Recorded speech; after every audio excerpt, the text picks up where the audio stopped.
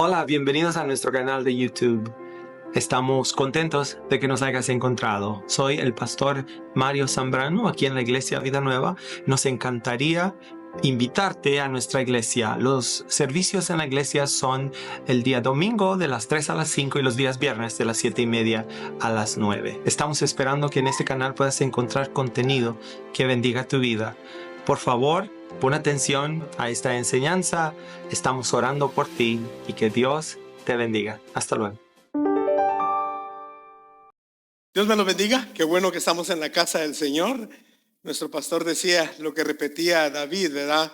Yo me alegré con los que decían: a la casa de Jehová iremos. Y creo que es una alegría, es una bendición estar en la casa de Dios. Amén. ¿Cuántos lo creen? Amén. Gracias, pastor, por el privilegio, por la confianza. Agradezco a Dios por este privilegio. Antes de entrar a la lectura de la palabra de Dios, solo quisiera hacer una pequeña introducción para que agarremos la punta, digamos, de donde quedó la cuerda de la serie Un Pentecostalismo Bíblico. ¿Se recuerdan? Nuestro pastor venía hablando sobre un pentecostalismo bíblico.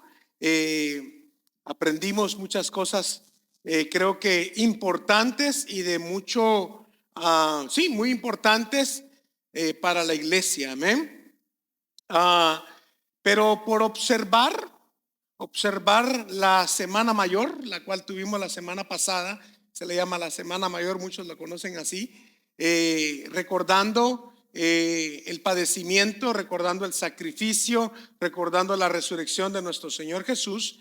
Entonces se paró por 2 semanas la serie de Un Pentecostalismo Bíblico, y quisiéramos entrar nuevamente a esa serie hoy con el nombre El Espíritu Santo y el futuro de la iglesia. Ese es el tema de hoy, el Espíritu Santo y el futuro de la iglesia. Y no quisiera perder la oportunidad para poder enlazar el acontecimiento que estuvimos celebrando la semana pasada. ¿Qué estuvimos celebrando la semana pasada? La resurrección de nuestro Señor Jesús. Ahora sí, abre tu Biblia conmigo en Hechos capítulo 1, versículo 1 al 14. Vamos a leer 14 versículos, espero no te aburra, pero creo que en estos 14 versículos vamos a aprender verdades fundamentales que nos ayudarán para nuestro futuro como iglesia. Amén. Y así al mismo tiempo creo que damos un seguimiento a los acontecimientos post-resurrección de nuestro Señor Jesús. ¿Cuántos lo tienen? Dice así la palabra de Dios en el nombre de nuestro Señor Jesucristo. Dice: en el primer tratado, Teófilo, hablé acerca de todas las cosas que Jesús comenzó a hacer y a enseñar hasta el día en que fue recibido arriba, después de haber dado mandamientos por el Espíritu Santo a los apóstoles que había escogido, a quienes también después de haber padecido, se presentó vivo con muchas pruebas indubitables, apareciéndoles durante 40 días y hablándoles acerca del reino de Dios. Y estando juntos les mandó que no se fueran de Jerusalén, sino que esperasen la promesa del Padre, la cual les dijo: oísteis de mí. Porque Juan ciertamente bautizó con agua, mas vosotros seréis bautizados por el Espíritu Santo dentro de no muchos días. Entonces los que se habían reunido le preguntaron diciendo: Señor, ¿restaurarás el reino de Israel en este tiempo? Él les respondió: no os toca a vosotros saber los tiempos o las sazones que el Padre puso en su sola potestad, pero recibiréis poder cuando haya venido sobre vosotros el Espíritu Santo, y me seréis testigos en Jerusalén, en Judea, en Samaria y hasta lo último de la tierra. Y habiendo dicho estas cosas, viéndolo ellos, fue alzado y le recibió una nube que le ocultó de sus ojos.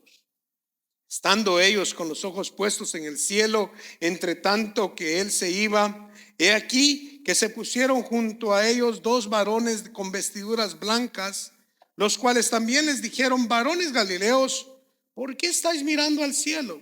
este mismo Jesús que ha sido tomado de vosotros al cielo, así vendrá como le habéis visto ir.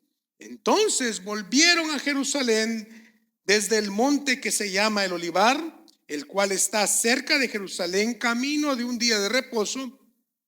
Y entrados, subieron al aposento alto, donde moraba Pedro y Jacob, Juan, Andrés, Felipe, Tomás, Bartolomé, Mateo, Jacobo, hijo de Alfeo, Simón el celote y Judas, hermano de Jacob.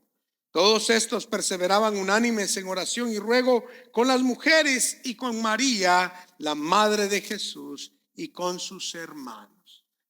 Amén. ¿Cuántos dicen amén? Amén. ¿Por qué no inclinas tu rostro y vamos a orar? Padre, te damos gracias por todo lo que hasta aquí, Señor, tú nos has permitido realizar, por todo lo que hasta aquí tú nos has permitido darte, Señor. Gracias, Señor, porque nos permites ofrecerte alabanza, honor, reconocimiento, ofrendas. Gracias. Ahora, Padre, prepara nuestro corazón, prepara nuestra mente, Padre, para poder escuchar, Señor, para poder atender al mensaje, a la palabra que tú tienes para nosotros en esta tarde. Señor, usa este siervo para tu gloria y honra y prepara, ministra la vida de cada uno de tus hijos según sea la necesidad de cada quien. En el nombre de tu Hijo amado Jesucristo. Amén. Amén. Bueno, vamos a poner esto por acá porque esto se me está moviendo un poco. Así que, ok, amén. El autor del libro de los Hechos se cree por tradición que fue el hermano, el doctor Lucas. El libro de los Hechos es una continuación de su primer tratado, el cual él ya previamente había escrito y le había enviado a su amigo Teófilo. Ese tratado lleva el nombre, el cual nosotros conocemos como el Evangelio según San Lucas, en el cual Lucas recopiló datos muy interesantes, los cuales los otros tres evangelios no tienen, como la encarnación de nuestro Señor Jesús y otros datos muy interesantes que él se dedicó a poder recopilar estas informaciones. Nos enseñó a través de todo lo que vivió Jesús, de las acciones, de las enseñanzas, culminando con la resurrección. Ahora, esta carta es la continuación. Esta carta nos narra los primeros hechos post-resurrección de Jesús y la ascensión, la cual nosotros ya hemos leído. El libro de los Hechos es la historia de los discípulos recibiendo lo que Jesús recibió, lo cual lo llevó a hacer todas las cosas que Jesús hizo. Amén. Es la historia de los discípulos recibiendo lo mismo que Jesús recibió para hacer todas las cosas que nuestro Señor Jesús hizo. Estamos hablando del poder del Espíritu Santo. El libro de Hechos nos habla de gente común, de gente ordinaria haciendo cosas extraordinarias. Es el registro del cristianismo practicado bajo la influencia del poder del Espíritu Santo. Y a continuación vamos a hablar por lo menos 3 puntos que creo que son muy importantes y los vamos a enlazar con la serie El Pentecostalismo Bíblico y con el tema de hoy que es el Espíritu Santo y el futuro de la iglesia. Creo que hay un trozos aquí. Vamos a dejar algunas cosas que quizás detalles que te gustarían tal vez saber, pero después en otras ocasiones creo que se van a poder enseñar. Pero mi primer punto de este tema le he puesto por nombre un consuelo para una iglesia naciente. Si tú te fijas en los versículos que leímos, En el versículo 4 y 5 dice: y estando juntos les mandó que no se fueran de Jerusalén, sino que esperaran la promesa del Padre, la cual les dijo: oísteis de mí, porque Juan ciertamente bautizó con agua, mas vosotros seréis bautizados con el Espíritu Santo dentro de no muchos días.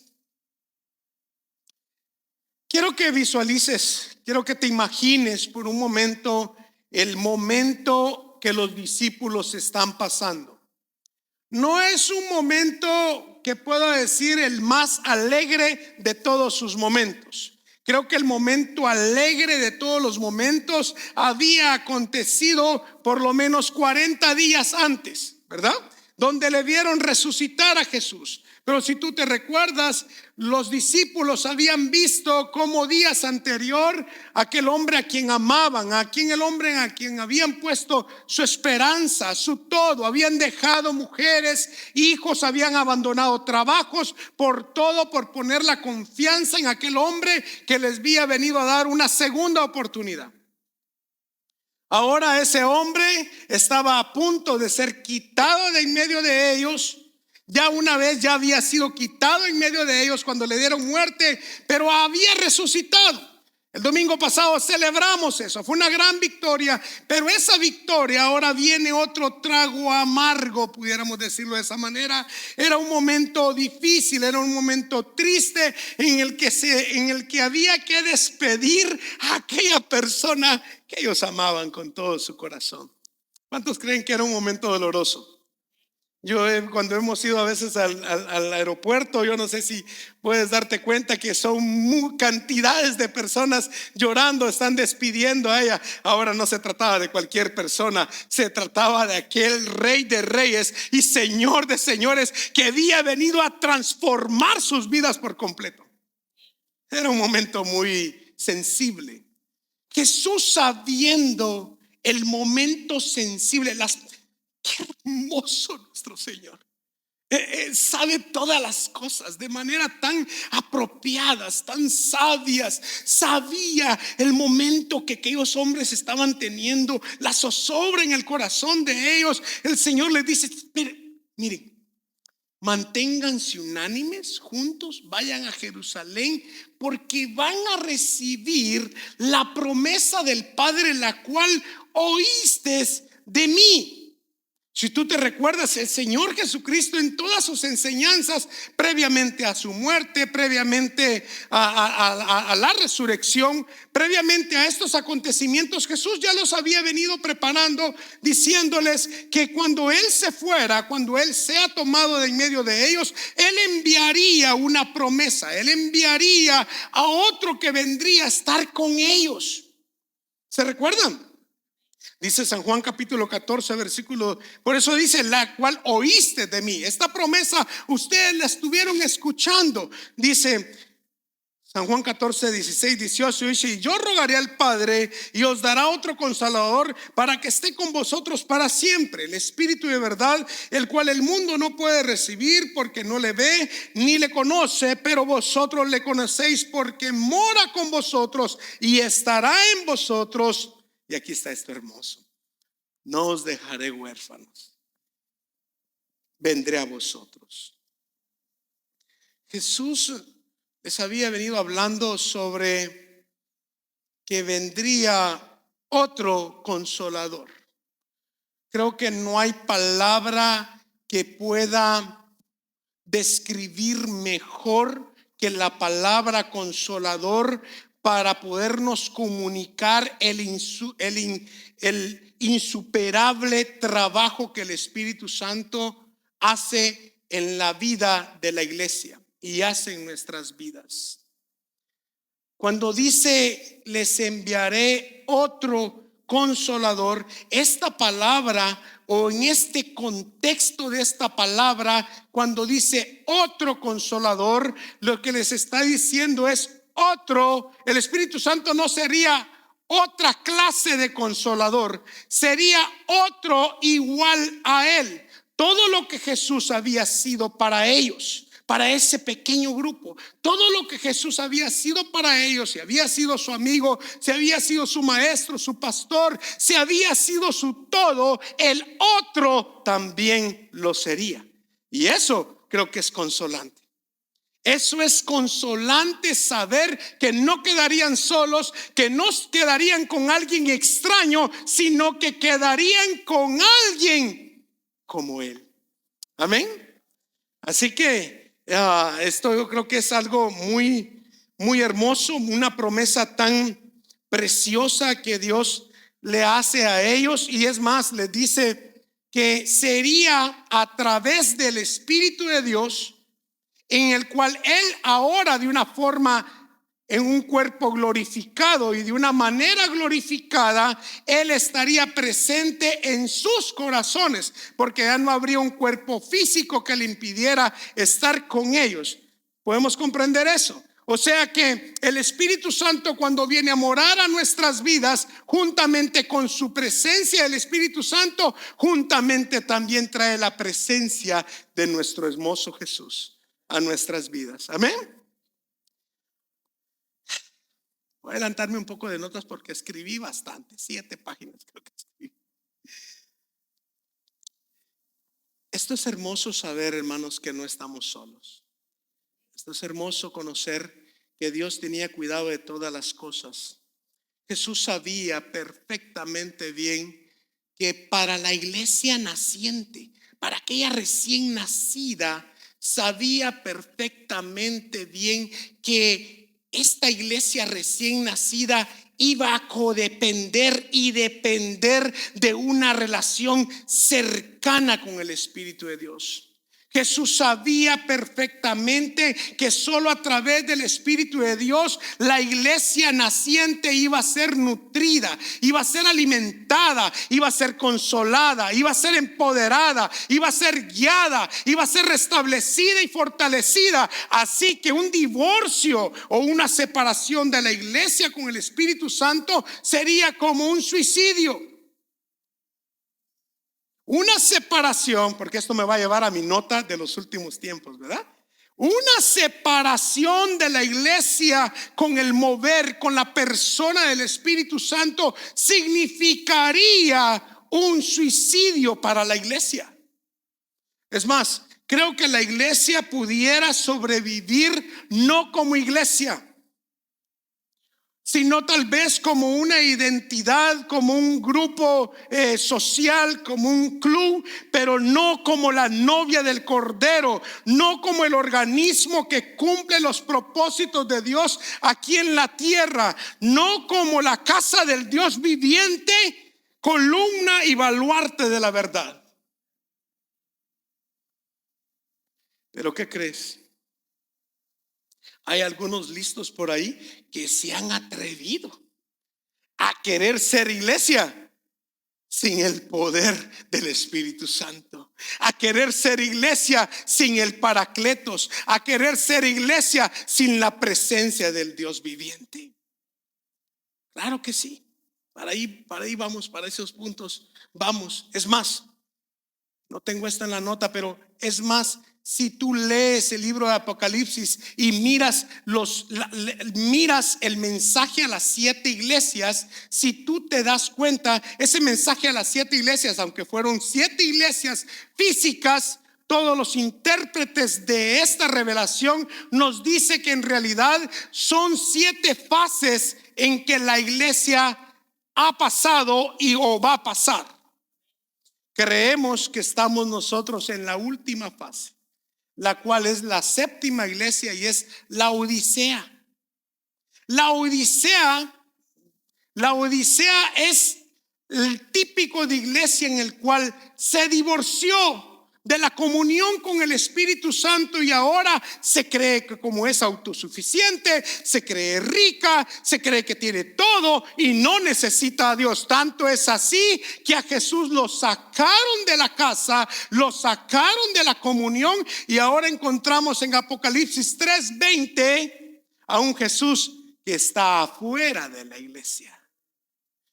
Y mira, podemos poner, mi hijo, perdón, no lo tengo en mis notas, si lo pueden poner, Apocalipsis 3:20, Dice así, he aquí, dice, ¿qué dice? ¿Dónde está? ¿Todavía no está? Dice, he aquí, yo estoy a la puerta y llamo. Si alguno oye mi voz y abre la puerta, entraré a él y cenaré con él y él conmigo. La iglesia futura, la condición de la iglesia futura es que mucha iglesia, porque yo creo que siempre va a haber un remanente fiel que depende de todo su corazón de la ayuda y de la comunión con el Espíritu de Dios. Pero sí, la iglesia futura, una de las cosas que encontramos es que ha sacado. Ahora aquel que era el dueño de la casa, aquel que era el dueño de su iglesia, ahora se encuentra afuera tocando, diciendo, me sacaron, déjenme entrar, quiero volver a tener comunión con ustedes. Qué triste, ¿no? Y lamentable. Pero muchas iglesias, a raíz de esto, sirven para muchas cosas, pero menos para el fin, para lo que fueron creadas. Muchas iglesias, sin el Espíritu de Dios, sin buscar esa llenura, sin buscar esa presencia activa del Espíritu de Dios en medio de ellos, sirven para muchas cosas, pero menos para el fin, para lo que fueron creadas. Esto me lleva al siguiente punto. Y ahora ya hice mi introducción. Así que me lleva al punto de ¿qué del futuro? ¿Qué del futuro? Quiero que abras tu Biblia en Hechos 1:6. Allí mismo lo encontramos. Encontramos a unos discípulos haciendo esta pregunta. Después de que Jesús les dice, estén inquietos, va a venir el Espíritu de Dios, la promesa del Padre, la cual yo les dije, y ellos inmediatamente preguntan y dicen en el versículo 6, dice, entonces los que se habían reunido le preguntaron diciendo, Señor, ¿restaurarás el reino de Israel en este tiempo? Aquellos discípulos, sabiendo que era uno de los últimos momentos, eran las últimas instrucciones, no quieren perder la oportunidad de decirle, ¿y qué va a pasar en el futuro? ¿Qué va a suceder? ¿Qué vendrá? ¿A cuánto les gustaría saber el futuro? ¿No muchos? Otra vez, ¿a cuánto les gustaría saber el futuro? Bueno, yo no sé para qué te gustaría saber el futuro, ¿verdad? Algunos aquí quizás quisieran saber el futuro porque quieren saber los números de la lotería que va a ganar, ¿verdad? Para comprar, o cuándo va a subir el mercado para hacer las mejores inversiones en la bolsa. Mira, yo te quiero decir algo. Aquí miramos a unas personas preocupadas porque querían saber qué iba a pasar con ellos. ¿Qué va a pasar, Señor?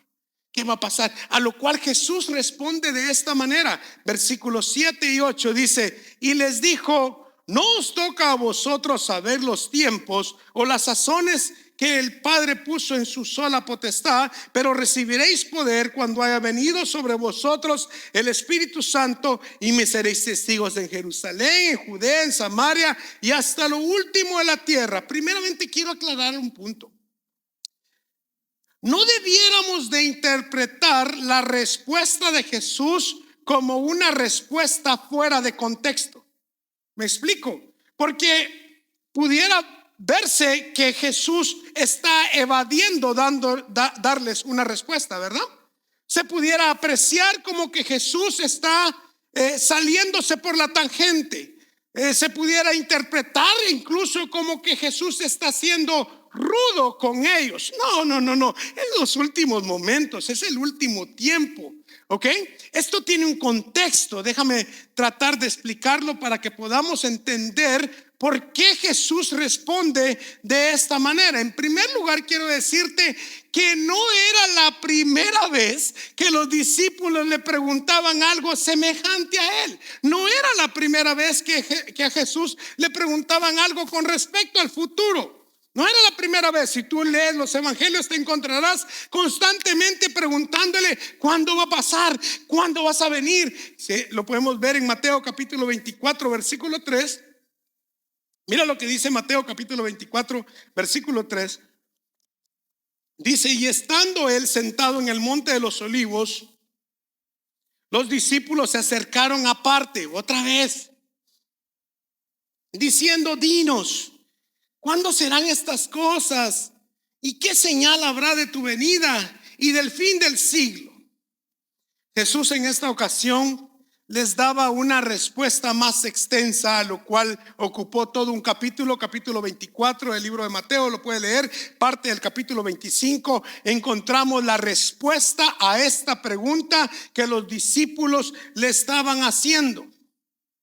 Ahora bien, Jesús en esa respuesta les dice que su segunda venida estaría relacionada con un reino mesiánico aquí en la tierra. O sea, pensar en un reino mesiánico en la tierra era pensar también en la segunda venida de Cristo. Este reino mesiánico no empezaría hasta que Él vendría. En otras palabras, si tú te das cuenta, estos son niños haciéndote la misma pregunta de diferente forma. No sé si te ha pasado a ti como papá, cuando tu hijo te pregunta una y otra vez, es la misma pregunta, pero con diferente manera de querértela preguntar, a ver si tú te equivocas, a ver si le dices aquello que él está buscando escuchar. Ellos estaban queriendo escuchar, estaban a punto que se les fuera su amado, su redentor, aquella persona en la que habían puesto toda su esperanza. Su pregunta no era: ¿cuándo vas a restablecer el reino de Israel?, sino que: ¿cuándo vas a regresar? ¿Cuándo vas a venir?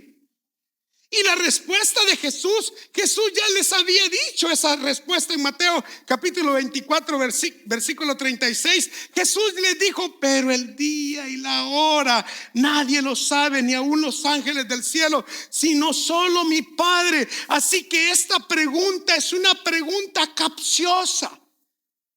No era que ellos querían necesariamente saber cuándo iba a empezar ese reino mesiánico aquí en la tierra, sino cuándo sería su venida. La respuesta que Jesús les da es la misma. Esto, en otras palabras, es un business de mi Padre. Esto está en la potestad del Padre. Y aquí está. Pero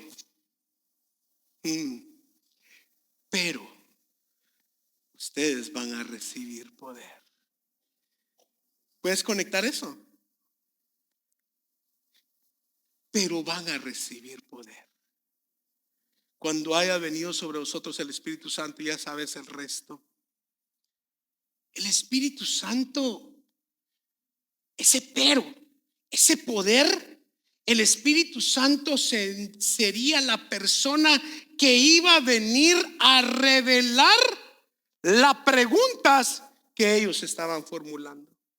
El Espíritu Santo vendría a ser con su llegada una revelación para el futuro de la iglesia. Jesús ya se los había dicho. Anteriormente, cuando les hablaba del Espíritu Santo, Jesús ya les había dicho que era a través de la persona del Espíritu Santo en que todas las cosas les serían reveladas a ellos. Dice San Juan capítulo 16, versículo 13. ¿Estamos bien, hermanos? Espero no estarlos perdiendo, o yo me perdí solo, pero espero no estar perdiendo a nadie. No es una enseñanza. Si no te dijera, si no me entendiste, levanta tu mano y te lo vuelvo a repetir. Pero espero que lo podamos comprender. San Juan capítulo 16, versículo 13. Mira, dice: pero cuando venga el Espíritu de verdad, Él os guiará a toda verdad, porque no hablará de su propia cuenta, sino que hablará todo lo que oyere y os hará saber las cosas que han de venir. El Espíritu Santo no solo sería la guía, sería el GPS de la iglesia, sino que también daría respuestas en cuanto al futuro de la iglesia. ¿Cuántos creen que Dios revela el futuro a su iglesia? Yo creo que Dios revela el futuro a su iglesia. No tengo un par de versos aquí, pero hay versículos donde en Génesis, por ejemplo, dice Dios: ¿acaso yo le ocultaré a mi amigo Abraham lo que he de hacer? No, se lo reveló: esto voy a hacer con Sodoma y Gomorra. Así que Dios nunca se ha privado de esconderle algo a los suyos antes que acontezca. O sea que cuando algo va a pasar, ya Dios lo tuvo que haber anunciado. ¿Me explico? Y algo muy interesante aquí, y es bueno a dar esta aclaración, es que esta pregunta, cuando ellos le hacen esta pregunta a Jesús en este momento, acuérdate, es en el momento antes de la ascensión, antes de la venida del Espíritu Santo a morar de una manera plena con ellos. Ellos todavía no recibían el Espíritu de Dios en sus vidas de una manera completa, llena. No habían sido revestidos ni bautizados con el poder del Espíritu Santo, el cual traería la revelación para la iglesia, el cual culminaría todo el canon bíblico, el cual culminaría con la última revelación más grande y más clara dada a la iglesia, el cual es Apocalipsis. No se había dado todavía. Así que Dios ha revelado todas las cosas por medio de su Espíritu. No hay nada que Dios te oculte y no te lo revele si es necesario que lo sepas. Y yo creo que es necesario que la iglesia sepa cómo será su final. Amén. Dice 1 Corintios capítulo 2 versículo 9 y 12. Mira lo que dice Pablo, hablando siempre de lo que es la revelación del Espíritu de Dios que trae nuestras vidas. Dice: antes bien, como está escrito, cosas que ojos no vio, ni oído yo, ni han subido al corazón de los hombres, son las que Dios ha preparado para los que le aman. Pero Dios nos las reveló a nosotros por el Espíritu. Porque el Espíritu todo lo escudriña aún lo profundo de Dios. Porque ¿quién de los hombres sabe las cosas del hombre sino el Espíritu que está en él? Así tampoco nadie conoció las cosas de Dios sino el Espíritu de Dios. Y nosotros no hemos recibido el Espíritu del mundo, sino el Espíritu que proviene de Dios, para que sepamos lo que Dios nos ha concedido. Amén. Así que la iglesia no camina en oscuras.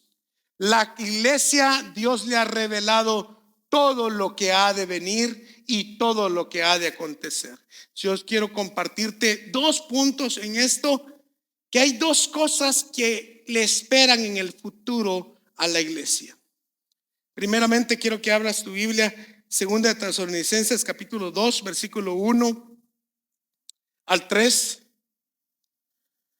Dice: pero con respecto a la venida de nuestro Señor nuestro Señor Jesucristo y nuestra reunión con Él, os rogamos, hermanos, que no os dejéis mover fácilmente de vuestro modo de pensar, ni os conturbéis ni por espíritu, ni por palabra, ni por carta, como si fuera nuestra, en el sentido de que el día del Señor está cerca. Nadie os engañe en ninguna manera, porque no vendrá sin que antes venga la apostasía y se manifieste el hombre de pecado, el hijo de perdición. Primera cosa que le espera a la iglesia de seguro. Si hay algo que le espera en la iglesia en su futuro, es reunirse nuevamente con su Rey de Reyes y Señor de Señores. La reunión de la iglesia con Cristo. Esta es la primera y creo yo la más grande noticia con respecto al futuro de la iglesia. Nuestra reunión con Él para siempre. Jesús prometió que un día regresaría, un día nos íbamos a unir con Él para siempre. Lo prometió una y otra vez. Es más, si tú te das cuenta, los versículos que leímos en Hechos capítulo 1, aquellos ángeles al ver, yo me imagino la cara triste de aquellos que están ahí con sus lágrimas en los ojos buscando al Jesús que se les fue, aparecen unos ángeles diciendo: ¿ustedes qué están viendo? Este Jesús que ha sido tomado de vosotros, este mismo va a ser el que regresará. No sé cuánto a ti te alegra saber que Cristo ha de venir, que un día tú y yo como iglesia nos reuniremos con Dios. Y si tú miras Apocalipsis en sus últimos versículos, encontrarás que Dios va a morar con sus hijos por siempre y por toda la eternidad. Ya sabemos cómo terminará la historia, y es que un día tú y yo nos encontraremos con el Rey que nos redimió, con nuestro Salvador. Amén. Ahora, este acontecimiento, yo sé que nuestra hermana hoy hablaba sobre la venida de Cristo cuando abría el servicio en la lectura que ella estaba leyendo. Quiero decirte que esta promesa se ha de cumplir. Mira, la semana pasada estuvimos conmemorando la muerte y resurrección de Cristo, ¿verdad? ¿Tú sabes cuándo se profetizó la primera vez de lo que Cristo iba a hacer en la cruz del Calvario? ¿Cuántos años antes? Aproximadamente 4,000 años antes, en Génesis, cuando Dios le habla a la serpiente que hizo caer a Adán y a Eva, en Génesis capítulo 1 versículo 15 le dice: y pondré enemistad entre ti y la mujer, y entre tu simiente y la simiente suya. Esta te herirá en la cabeza y tú le herirás el carcañal. Dios había profetizado que del vientre, que de la simiente de aquella mujer saldría uno que vendría a aplastarle la cabeza a Satanás. Y eso lo vimos la semana pasada, que Dios lo cumplió. Es más, vimos que a través del sacrificio de Cristo se cumplieron cantidad de profecías. Vimos que se cumplió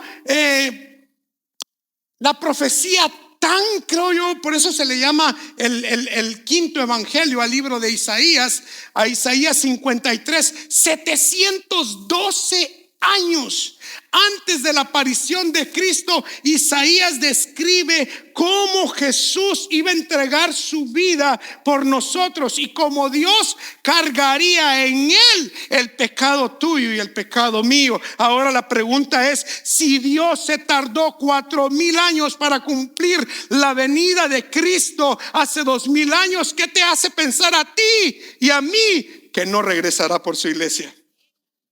No sé cómo, en dónde, pero yo te quiero decir algo: de que viene, viene.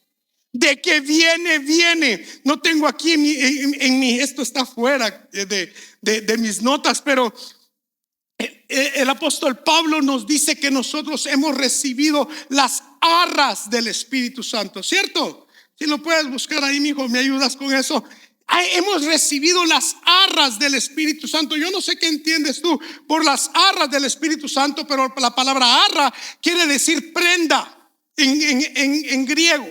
Arra. La arra era la prenda que alguien venía, o el dote. Alguien sí está relacionado con la palabra dote. Cuando te casabas con alguien, cuando te comprometías con alguien, tú como hombre ibas, o el papá con la familia, llevaban un dote a aquella familia, aquel padre de aquella doncella, le daban el dote, ya sean vacas, lo que sea, ¿no? Pero le daba algo porque eso era la garantía que este novio que le vino a prometer y le dio esa señal, esa arra a esta mujer, era la señal que lo comprometía que un día él vendría a tomarla para casarse con ella. Y tú y yo tenemos las arras del Espíritu Santo, y mientras el Espíritu Santo esté con nosotros, garantiza que el esposo vendrá por su iglesia. Si se lo vas a dar, dáselo. Gloria a Dios. Yo estoy emocionado, pastor. Yo estoy emocionado. Porque ¿cuántos tienen el Espíritu de Dios? Si tú tienes el Espíritu de Dios, es la garantía que tienes, que el que te dio el compromiso de matrimonio un día se casará contigo. No, aquí más de algunos han de haber dejado plantado en una iglesia o en algún lugar, pero Dios no te dejará plantado, iglesia. De que viene, tarde o temprano aparecerá. Y yo creo que hoy más que nunca, por lo que el próximo punto que voy a tratar, por lo que estamos viendo, no va a tardar en abrirse el cielo y ver descender al Rey de Gloria viniendo por su esposa, la amada, la iglesia de Cristo.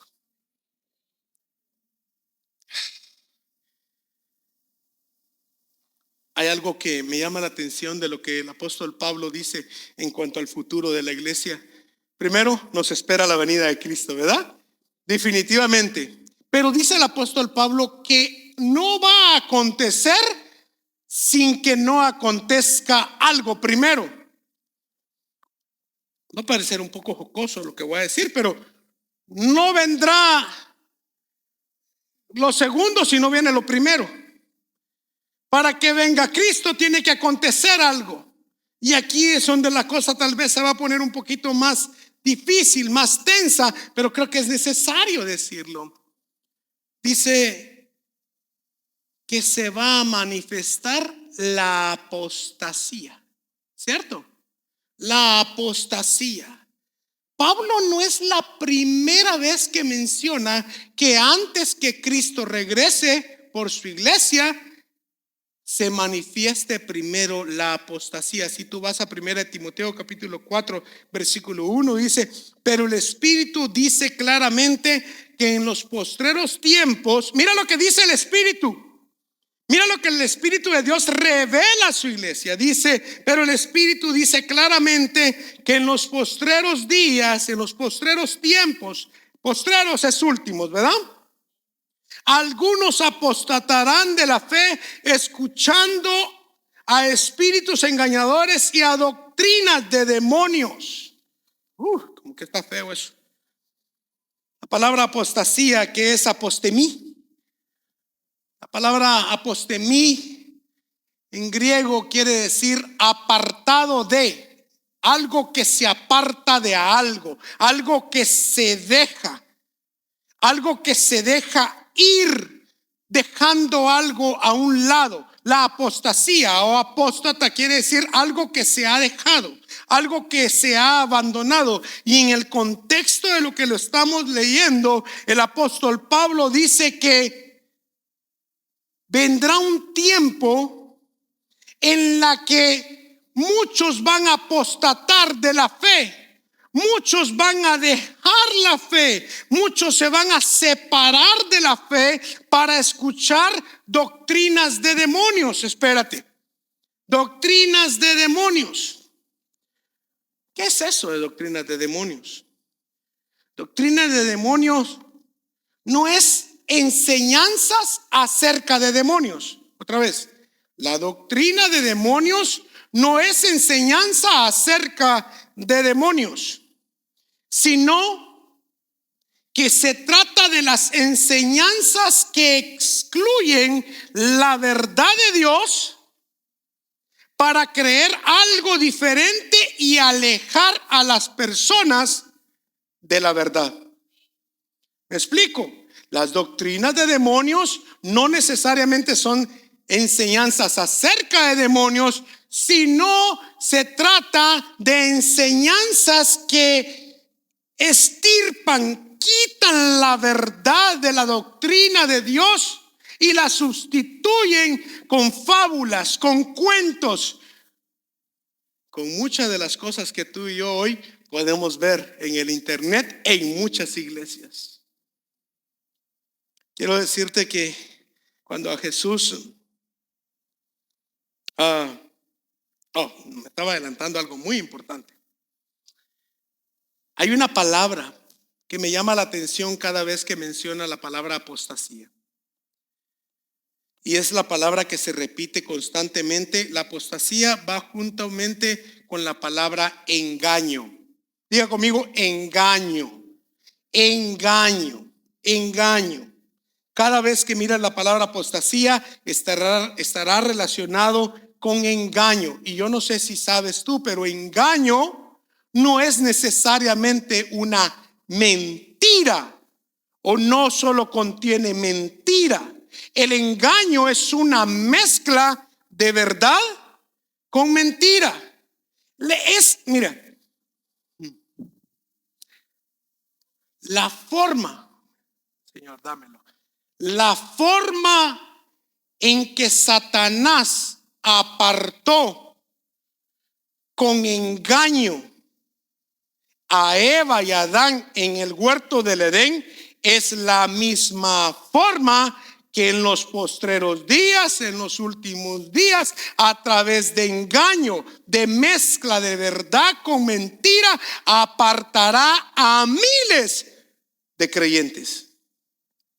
Y así se cumplirá que estamos viviendo en los días de la gran apostasía, donde muchos se han desviado de la doctrina de Dios, de la verdad de Dios.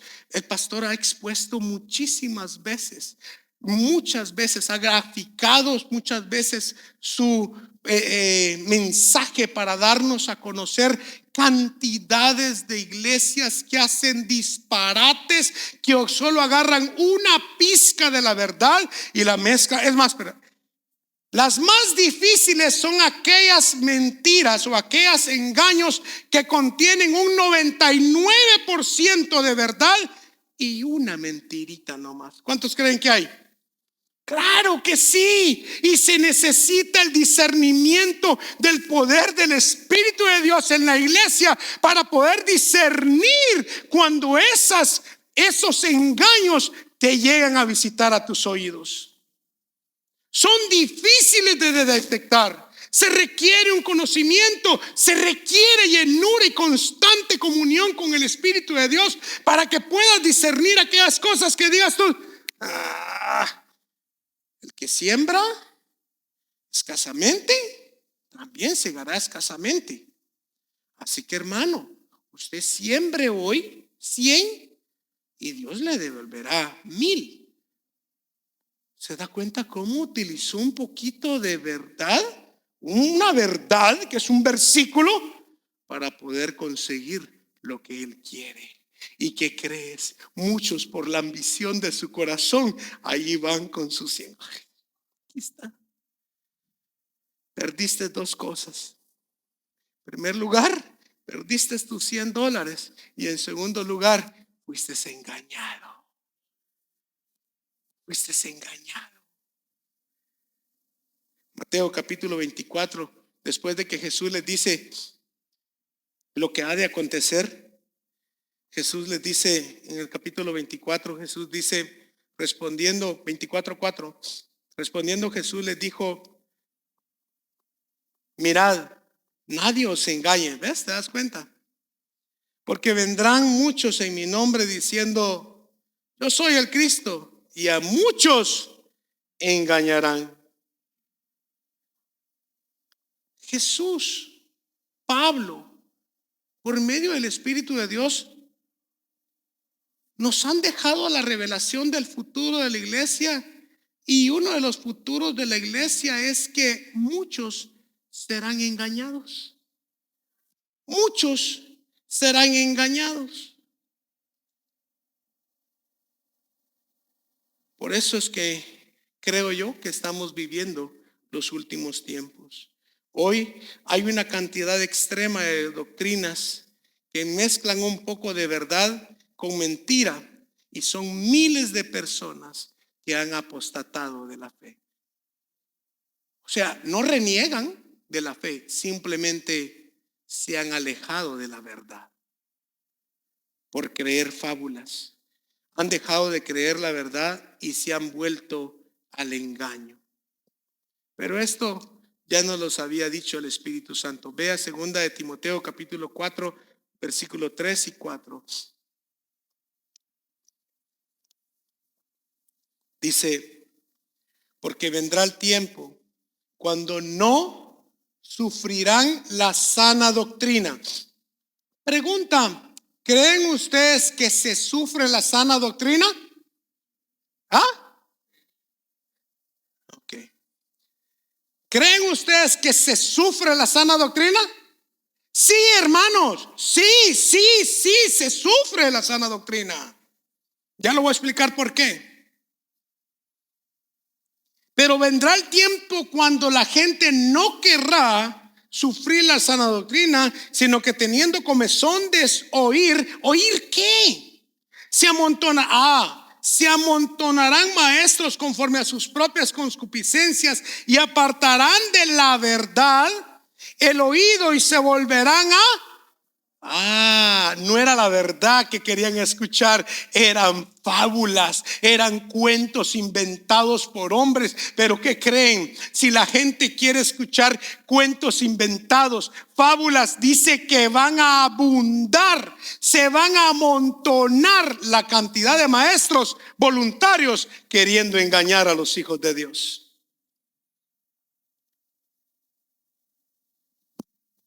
La sana doctrina se sufre porque es la verdad. Porque la verdad nos confronta.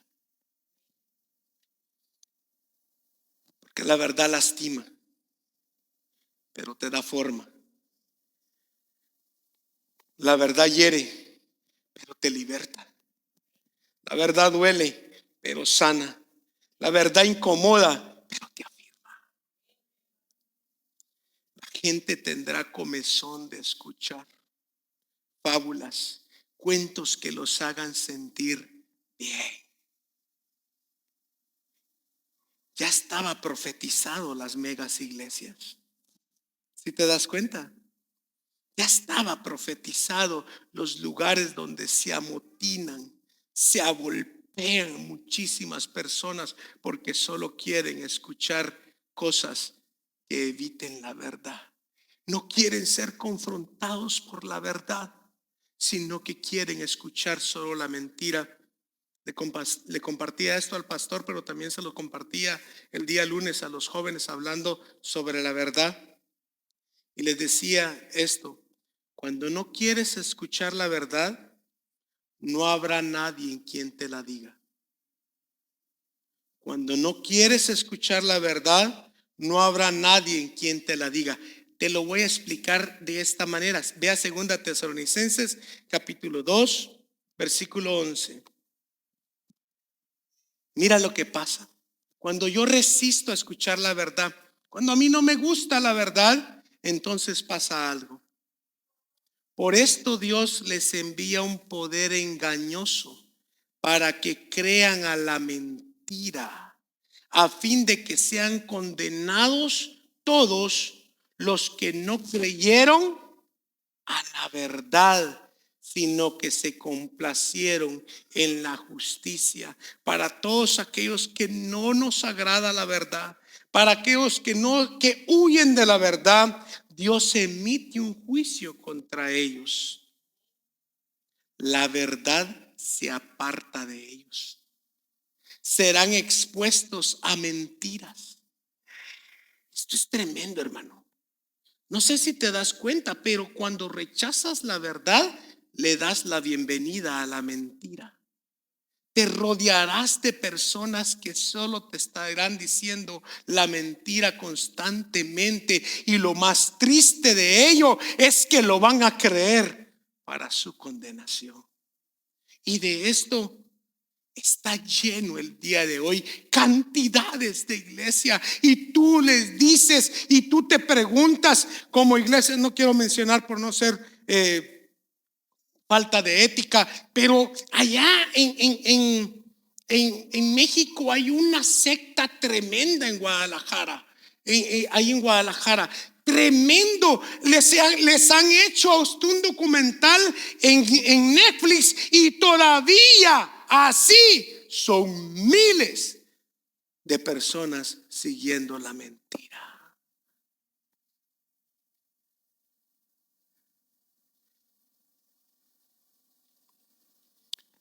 Estamos viviendo tiempos peligrosos. Estamos viviendo tiempos difíciles y es necesario ser lleno del Espíritu de Dios para poder sobrevivir estos tiempos malos en los que estamos viviendo. ¿Cuántos quieren ser llenos del Espíritu de Dios? Amén. Ok. Voy cerrando. Francisco, si me ayudas con el piano. A este punto, a mi punto final, le he puesto por nombre el libro que abrimos, Los Hechos de los Apóstoles. Di conmigo, los Hechos de los Apóstoles.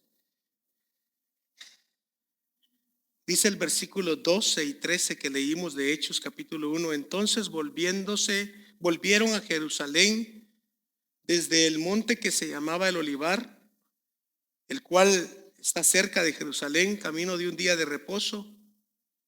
Y entrados subieron al aposento alto donde moraba Jacobo, Juan, Andrés, Felipe, Tomás, Bartolomé, Mateo, Jacobo, hijo de Alfeo, Simón el celote y Judas, hermano de Jacobo.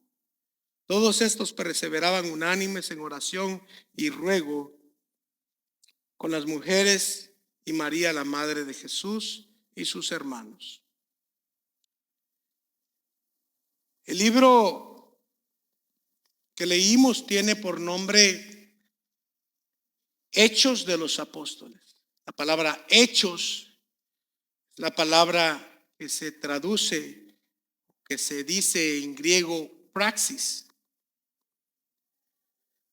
Praxis ton apostole es en griego.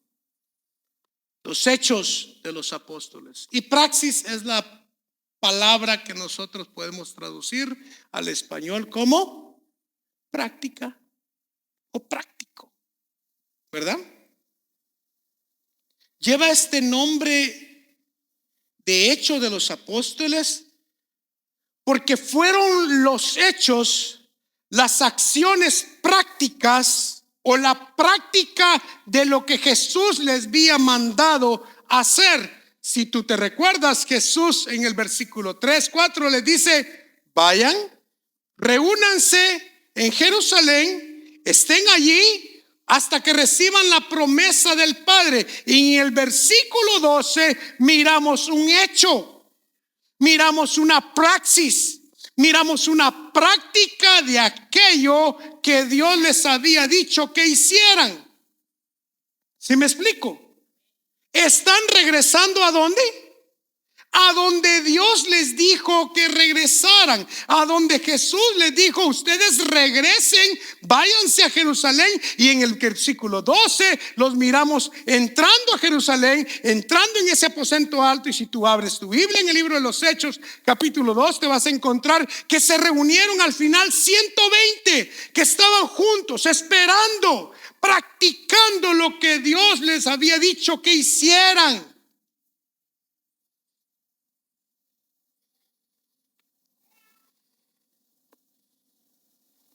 El libro de los Hechos de los Apóstoles no se llama Los Deseos de los Apóstoles,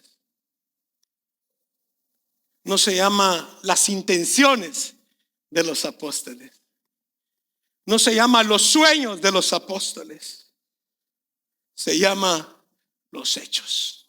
porque fueron los hechos de los apóstoles que los llevaron y los pusieron en el camino para que fueran llenos del Espíritu de Dios. Iglesia de Cristo, si hay algo que tú y yo debemos de tener, son más que palabras, son hechos intencionales que nos pongan en el camino para ser llenos de la presencia de Dios. Creemos en un pentecostalismo bíblico. Amén.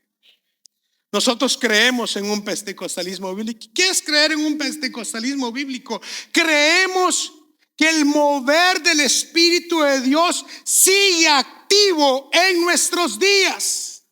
Creemos que los dones y ministerios del Espíritu de Dios siguen activos en nuestros días. Que la profecía dada a Joel, cuando dice en Hechos capítulo 2, dice: y en los postreros días, dice Dios, derramaré de mi espíritu sobre toda carne, y vuestros hijos y vuestras hijas profetizarán, vuestros jóvenes verán visiones y vuestros ancianos soñarán sueños. Y de cierto sobre mis siervos y sobre mis siervas en aquellos días derramaré de mi espíritu y profetizarán. Yo creo que nosotros también estamos viviendo esos días, pero solo se cumplirán en aquellos que intencionalmente se muevan a ser hechos, a hacer práctica, a crear un ambiente, a crear un lugar, un momento para ser lleno del Espíritu de Dios. ¿Cuántos quieren ser llenos del Espíritu de Dios? Mira,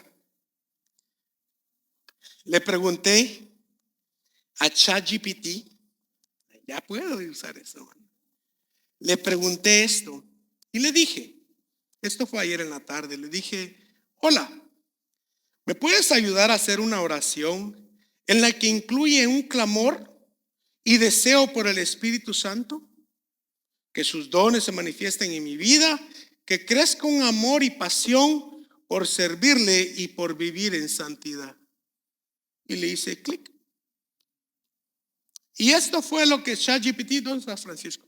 Y esto fue lo que ChatGPT me respondió. Se los leo literalmente. Esto es lo que me dijo. Esta es la oración. Señor amado, hoy clamo delante de ti anhelando ser lleno de tu Espíritu Santo.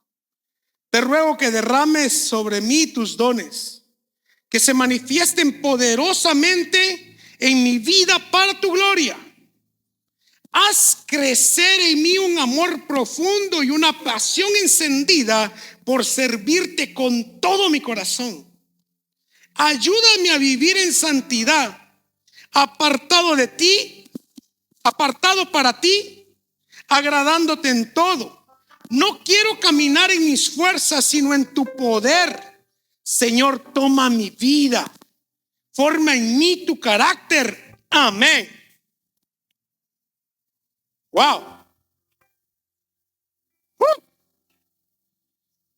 Esto que voy a decir, por favor, nadie quiero que me conteste. Esto es una pregunta retórica.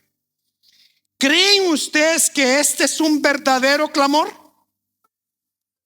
No, por supuesto que no. Este es una máquina, este es un sistema robotizado que consiguió un montón de datos a través de la red y me las puso allí, pero sus palabras y su corazón están lejos de ser una realidad. Por eso dice en la escritura: este pueblo de labios me honra, pero su corazón está lejos de mí. Piden cosas y quieren cosas que en realidad no desean, que no hacen nada intencional para poderlas recibir. Es más, puedo decir que ChatGPT nos gana porque articula mejor las palabras que nosotros.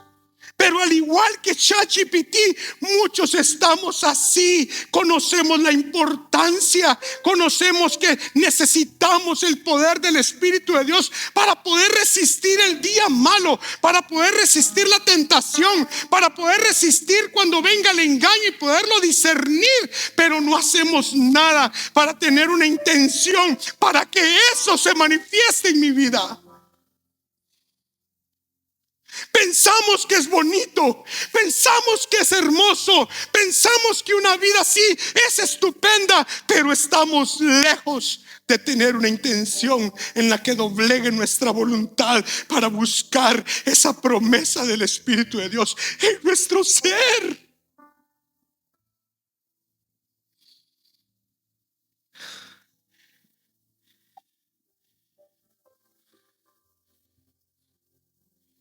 No podremos sobrevivir. No podremos sobrevivir como iglesia ni como individuos. La gran ola de engaño a la cual la iglesia se está exponiendo. No podemos sobrevivir como iglesia ni como individuos creyentes a la gran perversión sexual a la cual hoy somos expuestos día a día. Será imposible vivir un cristianismo en los tiempos futuros si no nos sumergimos en buscar intencionalmente la presencia de Dios para nuestros corazones. Quiero decirte que es a través del Espíritu de Dios, de ese derramamiento del Espíritu de Dios, en que se manifiestan cosas hermosas. Hay libertad. Yugos son rotos, vicios son quebrados, en cuerpos son sanados.